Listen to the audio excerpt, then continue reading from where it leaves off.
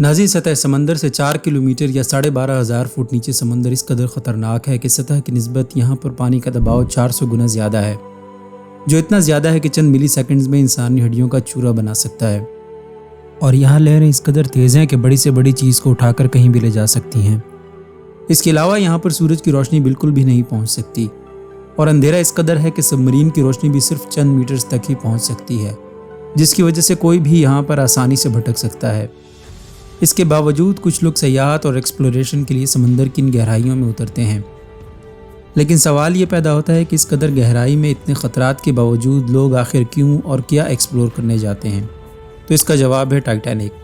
جی ہاں، یہاں اسی مشہور زمانہ ٹائٹینک جہاز کا ملبہ موجود ہے جس پر آپ میں سے اکثر ناظرین نے مشہور فلم ٹائٹینک ضرور دیکھی ہوگی۔ آج کی ویڈیو میں ہم اسی ٹائٹینک جہاز کے ملبے کی ایکسپلوریشن کے لیے جانے والی بدقسمت سب مرین ٹائٹن اور اس پر موجود 5 بدقسمت مسافروں کے اس آخری سفر کے بارے میں جانیں گے، اور جاننے کی کوشش کریں گے کہ اس بدقسمت سب مرین کے ساتھ آخر کیا حادثہ پیش آیا ہوگا۔ اور آپ دیکھ رہے ہیں ہمارا چینل بگ برینز۔ آگے بڑھنے سے پہلے اگر آپ ہمارے چینل پر نئے ہیں تو چینل کو سبسکرائب کر لیجئے تاکہ دنیا بھر کی معلومات سے بھرپور ویڈیوز آپ کو بر وقت ملتی رہیں۔ ناظرین، 2009 میں امریکہ کے ایک ایروسپیس انجینئر اسٹاکٹن رش نے اوشین گیٹ ایکسپیڈیشن کے نام سے ایک کمپنی کی بنیاد رکھی، جس کا مقصد سمندر میں 4 سے 6 کلومیٹر کی گہرائی میں جانے کے لیے آبدوزیں یا سب مرینز بنانا تھا، جو ملٹری پرپز، ریسرچ اور ایڈونچر ٹورزم کے لیے استعمال ہو سکتی ہوں۔ اس کمپنی کا ایک اور مقصد دنیا کے امیر ترین افراد کو سب مرین کے ذریعے سیاحت پر لے جانا بھی تھا۔ 2009 سے اب تک اس کمپنی کی 3 سب مرینز یا آبدوزیں 200 سے زائد مرتبہ گہرے سمندروں میں مختلف مقاصد کے لیے جا چکی ہیں اور بحفاظت واپس بھی لوٹی ہیں۔ اسی حوالے سے ایک اہم اور بدقسمت سب مرین جس کا چرچہ آج کل پوری دنیا میں ہو رہا ہے ٹائٹن بھی تھی، جسے کمپنی کے مطابق زیر سمندر 4 کلومیٹر کی گہرائی تک جانے کے لیے بنایا گیا تھا۔ ناظرین، یہاں آپ کی معلومات میں اضافے کے لیے بتاتے چلیں کہ ٹائٹن ایک سب مرین نہیں بلکہ ایک سبمرسیبل تھی۔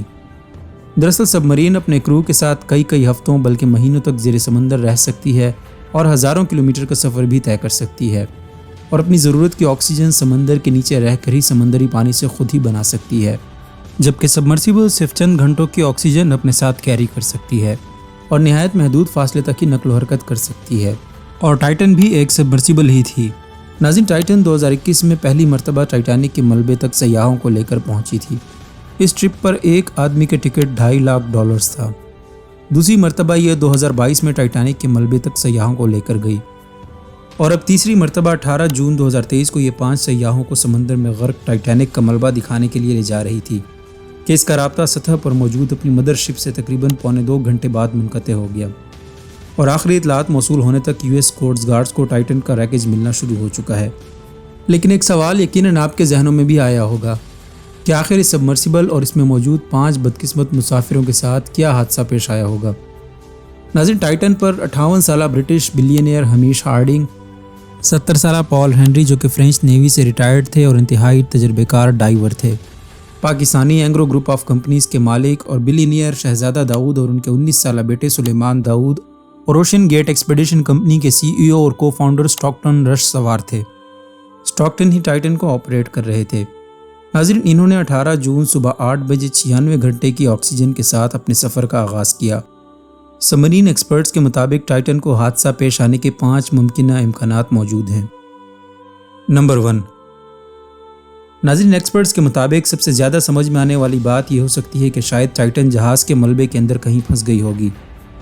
جیسا کہ آپ سب جانتے ہیں کہ 1912 میں ڈوبتے وقت جہاز 2 حصوں میں تقسیم ہو گیا تھا، اور تب سے دونوں حصے ایک دوسرے سے کافی فاصلے پر سمندر کی تہہ میں پڑے ہوئے ہیں، اور اس 100 سال کے عرصے میں زنگ اور میٹل ایٹنگ بیکٹیریاز نے جہاز کے ڈھانچے کو بہت کمزور کر دیا ہے۔ جو لوگ یہ ملبہ دیکھ چکے ہیں ان کے مطابق سمندر کے اس حصے میں جہاز کے ملبے کے آس پاس نیویگیٹ کرنا نہایت مشکل اور بہت خطرناک ہے، اور شاید ٹائٹن کا اپنی مدر شپ سے رابطہ ٹوٹنے کے بعد پائلٹ راستہ بھٹک گیا ہوگا اور سبمرسیبل جہاز کے کسی حصے سے ٹکرا گئی ہوگی یا اس میں پھنس گئی ہوگی۔ ایک اور ایکسپلورر کے مطابق یہی واقعہ اس کے ساتھ بھی ٹائٹن پر پیش آ چکا ہے، جب اچانک تیز لہروں نے سبمرین کو جہاز کے انتہائی قریب دھکیل دیا تھا اور ٹائٹن کچھ دیر کے لیے وہاں پھنس گئی تھی۔ دراصل ٹائٹن پر سمندر کی تہہ میں جانے کے لیے ایکسٹرا ویٹ لادا جاتا ہے، اور کسی بھی ایمرجنسی کی صورت میں ٹائٹن اس ویٹ کو اپنے آپ سے ڈیٹیچ کر کے فوراً سطح کی طرف فلوٹ کر جاتی ہے۔ لیکن اگر کسی بھی صورت میں ٹائٹن ملبے کے اندر یا اس کے آس پاس پھنس جاتی ہے تو ایسی سچویشن میں کرو صرف باہری مدد کا انتظار کر سکتا ہے۔ नाज़रीन, जिस वक्त टाइटन लापता हुई थी तब सोनार पर कुछ आवाज़ें रिकॉर्ड की गई हैं, जैसे कोई सबमरीन के हल पर ज़ोर ज़ोर से नॉक कर रहा हो, लेकिन इन आवाज़ों को अभी तक एक्सपर्ट्स ने कंफर्म नहीं किया है। नंबर 2,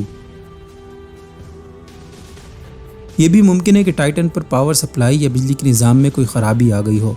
सबमरीन को बैटरीज के ज़रिए बिजली फराहम की जाती थी और शायद इसमें किसी किस्म के फेलियर की वजह से ही टाइटन का राब्ता मुनक़ते हो गया हो।